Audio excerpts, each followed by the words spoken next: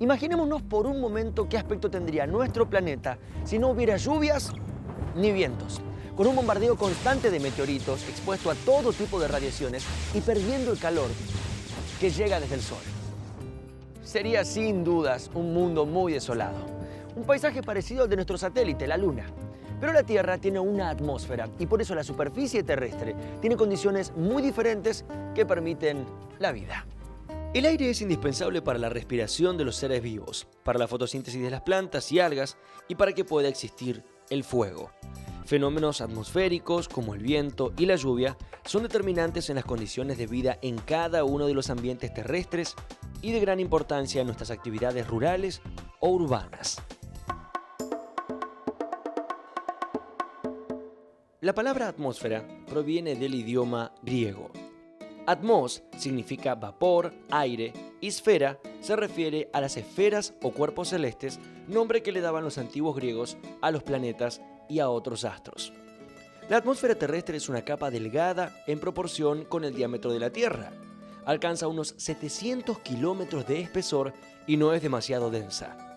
Su peso total es de 53 trillones de kilos, un número inmenso. Cada centímetro cuadrado de superficie terrestre a nivel del mar soporta el peso de todo el aire que se encuentra por encima, que vale aproximadamente 1 kilogramo. Debido a que pesa, el aire de la atmósfera ejerce presión sobre la superficie del planeta o cualquier objeto que esté sumergido en ella. Eso es la presión atmosférica. Nuestra atmósfera no es algo estático, es un sistema complejo en cuyo interior se producen continuos movimientos cíclicos, provocados por el balance entre la energía que llega del Sol y la que emite la Tierra. La superficie terrestre se calienta mucho más en la región tropical y menos en las regiones polares. Esto ocurre porque la radiación es más intensa en las zonas tropicales y más leve en las zonas polares. De esa diferencia resultan las grandes regiones climáticas del planeta. El aire está frío en las latitudes polares y caliente en las zonas tropicales. El aire frío de las zonas polares, en contacto con la superficie del planeta, se moviliza hacia latitudes más cercanas al Ecuador. Mientras tanto, el aire cálido que se eleva en zonas tropicales se moviliza hacia la alta atmósfera y se desplaza hacia zonas más frías. De este modo, en la atmósfera se dan circulaciones cíclicas de aire llamadas celdas de circulación general.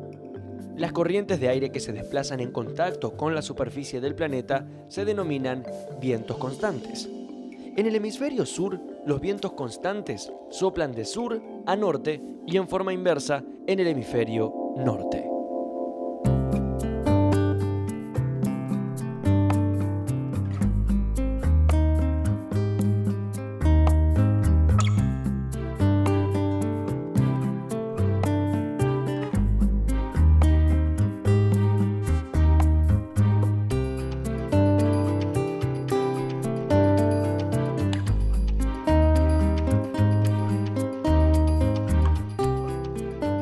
Nuestro planeta depende de la atmósfera que lo protege. Su existencia permite la vida en la Tierra, pero además de su complejo funcionamiento resultan los diferentes climas y la multitud de formas vivientes que lo habitan.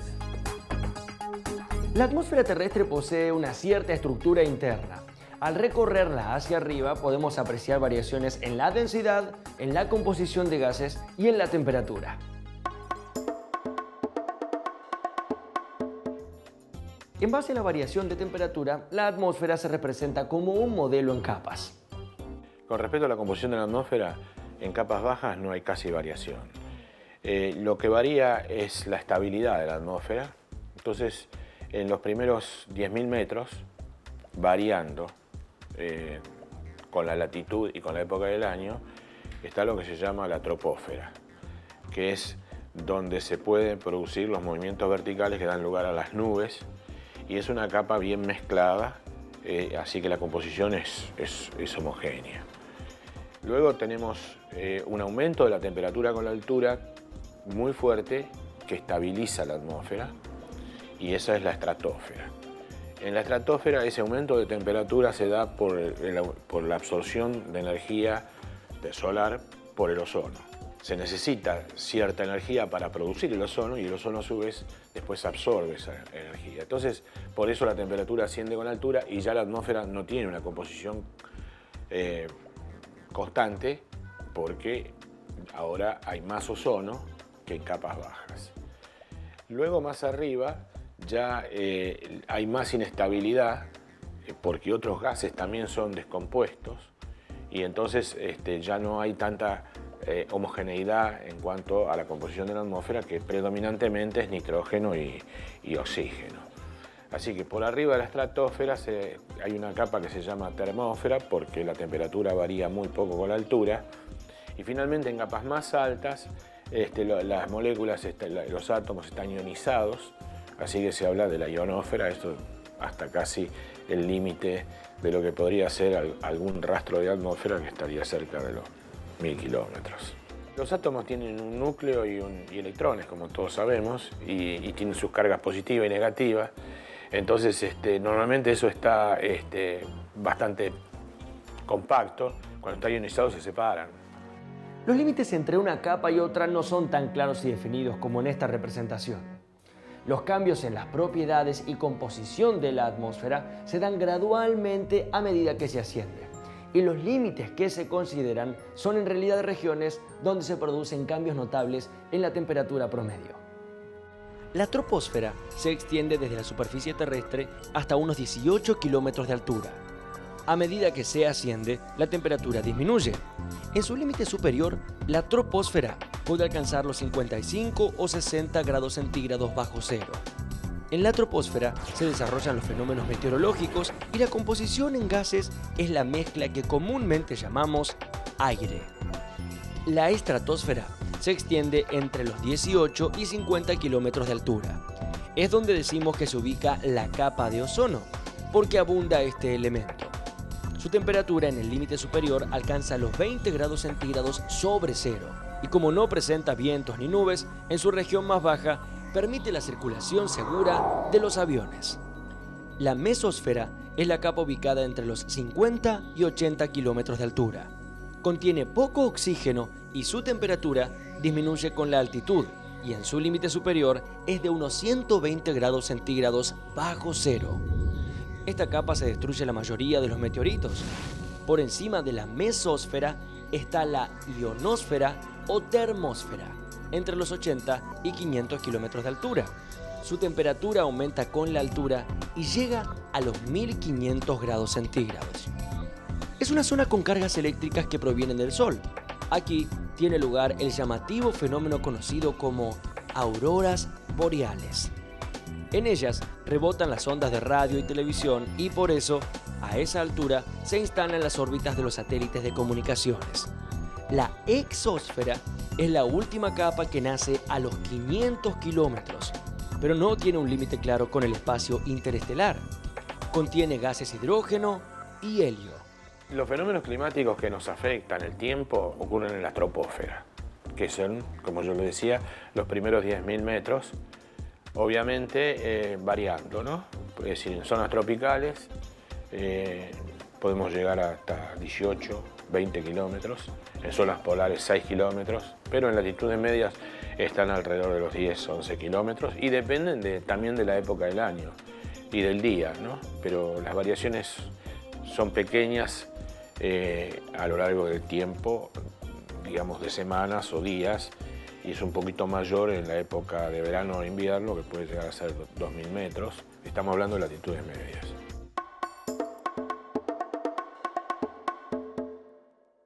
En nuestra atmósfera hay vapor de agua, dióxido de carbono y ozono en bajas cantidades.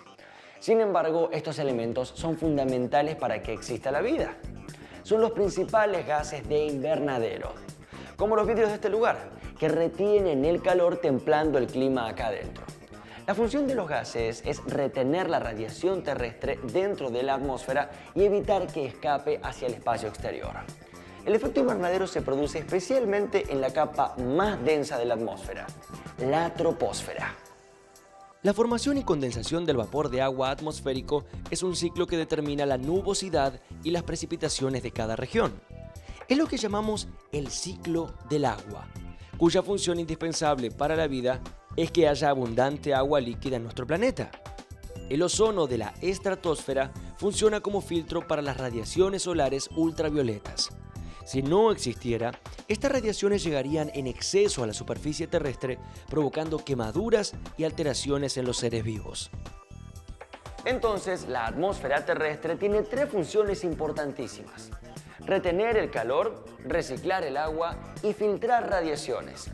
Para saber más acerca de cómo se comporta la atmósfera y cuáles son sus fenómenos, está la meteorología.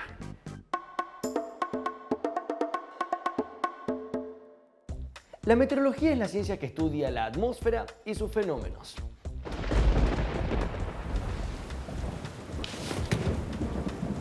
Ayudan a prever y anticipar los fenómenos atmosféricos. El informe meteorológico nos ayuda a planear una salida o nos advierte para tomar recaudos cuando lo que se aproxima es un fenómeno peligroso. Los fenómenos que suceden en la atmósfera o en la superficie de la Tierra, como nubes, nieblas, lluvias, granizos, nevadas, relámpagos o rayos, se llaman meteoros. Una de las principales tareas de los meteorólogos es la medición y determinación de las variables que en conjunto producen las condiciones o estado de la atmósfera en un momento dado y en un determinado lugar. Los meteorólogos miden la temperatura del aire, la humedad ambiente, la precipitación, estudian los desplazamientos del aire, la nubosidad, la presión atmosférica y nos dicen qué va a pasar con el tiempo. La cobertura gaseosa que rodea la Tierra se denomina atmósfera. La parte inferior de la atmósfera, hasta 10 kilómetros, que se llama la troposfera, es la zona donde ocurren la mayoría de los fenómenos meteorológicos. O sea, la ocurrencia de los fenómenos particulares de tiempo en esa zona de la atmósfera es lo que estudia la ciencia meteorológica. Esta ciencia requiere de un conocimiento bastante amplio referido a las ciencias matemáticas y físicas. Es un error muy común dentro de los estudiantes de meteorología el hecho de pensar que es una ciencia descriptiva y por lo tanto bastarían con conocimientos generales. En realidad es matemáticas y física aplicados al aire que nos rodea. La planificación y la rentabilidad de muchas actividades humanas dependen de las descripciones climáticas. Por eso es muy importante que sean lo más exactas posibles.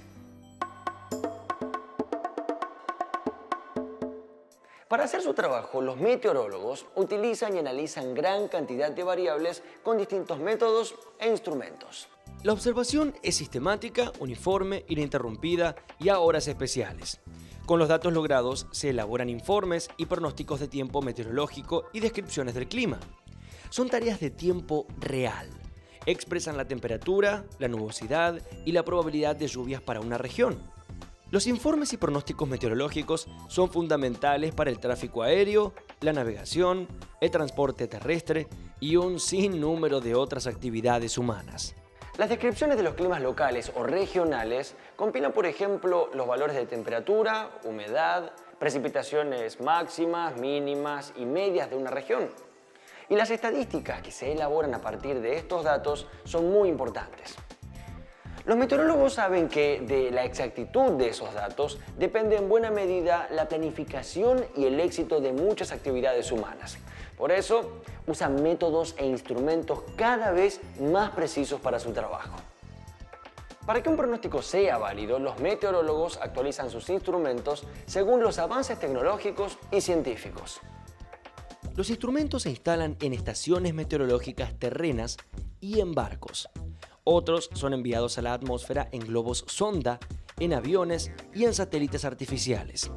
Entre los instrumentos de medición que se utilizan en meteorología, los más conocidos son, sin duda, los termómetros, que se usan para medir la temperatura. El termómetro común tiene un depósito de vidrio de paredes muy delgadas para que las variaciones de calor se transmitan con rapidez al líquido contenido en su interior. Hay termómetros de cinta de acero, mercurio, alcohol con colorante o con sensor infrarrojo. Cuando registran automáticamente las variaciones de temperatura, se los denomina termógrafos. Entre los más usados en meteorología se encuentran los de suelo y los de máxima y mínima. Este último par de termómetros mide por separado el valor de la temperatura más alta y más baja de un determinado intervalo de tiempo.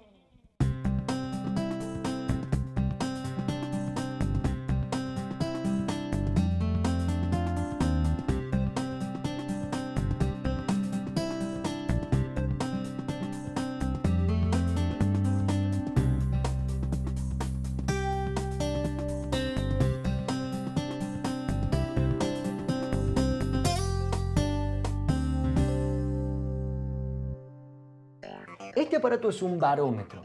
Sirve para medir la presión atmosférica por medio de la variación de la columna de mercurio o el movimiento de la membrana metálica de un recipiente al vacío. Cuando se mide la variación continua de la presión atmosférica, se le agrega un elemento graficador y se lo denomina barógrafo. El pluviómetro sirve para recoger y medir en milímetros la lluvia caída sobre una superficie determinada en un tiempo dado. El agua recogida se mide para determinar la cantidad de lluvia caída, es decir, a qué altura en milímetros hubiera llegado la capa de agua si hubiera caído sobre una superficie horizontal e impermeable sin evaporarse nada. Los pluviómetros, que registran las cantidades de precipitaciones, se denominan pluviógrafos o hietógrafos. El anemómetro mide la velocidad del viento. El tipo más corriente es el de cazoletas, con 4 hemisferios huecos en los extremos de otros tantos brazos radiales que pueden girar en un plano horizontal. Cuando se le incluye un elemento que registra gráficamente la velocidad del viento y a veces también su dirección, se lo denomina anemógrafo. El higrómetro se utiliza para medir la humedad ambiente. Se eligen materiales que cambian de longitud o de volumen al variar la humedad del ambiente en que se hallan, como cabellos, membranas animales, ciertos tipos de madera o fibras textiles. Actualmente también se utilizan materiales artificiales y además de medir la humedad proporcionan un registro gráfico continuo y se lo llama higrógrafo. El altímetro o evaporímetro mide cuánta agua se evapora en determinada superficie expuesta al aire libre en cierto tiempo. Consta de un tubo de vidrio graduado con el extremo inferior abierto por el que se evapora el agua a través de un papel secante circular. Cada día, restándole la lectura actual, la del día anterior, se sabe cuánta cantidad de agua se evaporó en 24 horas. Nosotros de hecho medimos radiación solar, es un parámetro que se mide con distintos tipos de instrumentos, básicamente este tipo de instrumental que se llama piranómetro, los cuales están distribuidos en distintos puntos del país. Es un parámetro muy utilizado por los ingenieros agrónomos, saber la energía que llega en forma de radiación solar a la Tierra para determinar qué cultivos, en qué época del año conviene hacer determinado cultivo y demás. Es un parámetro que está muy relacionado con la agricultura, ¿no? Y aparte por supuesto, con el medio ambiente y el efecto invernadero y el aumento del cambio de clima.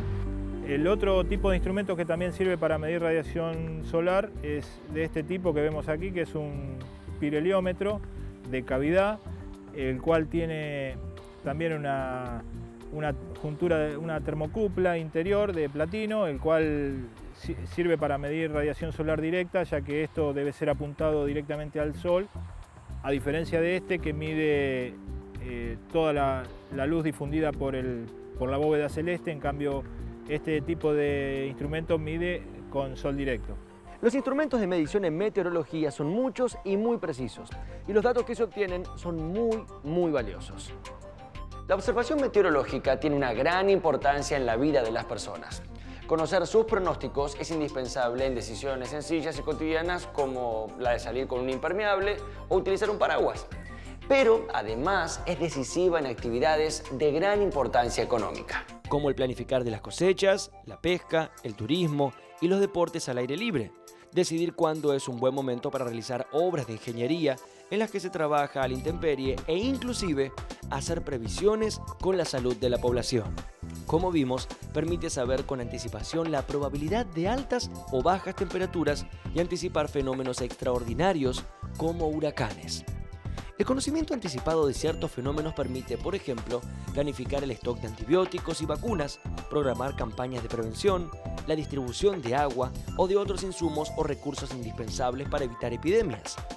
La meteorología contribuye a evitar pérdidas y aumentar ganancias y también a mejorar la calidad de la vida de las personas.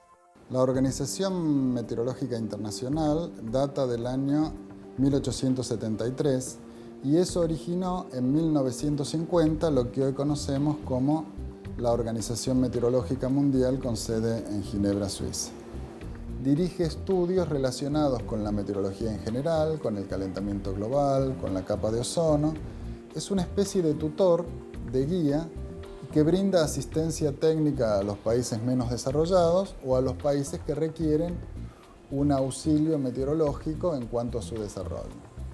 Recordemos que el poder estudiar la meteorología hace a los factores económicos de cada país, porque está muy relacionado con la economía de cada país.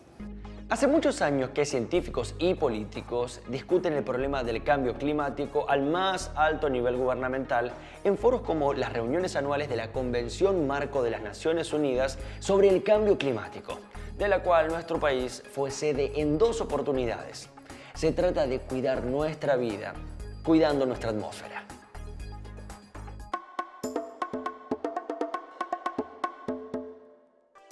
Las naciones debaten sobre cómo responder al fenómeno del cambio climático conocido como calentamiento global y a la destrucción de la capa de ozono.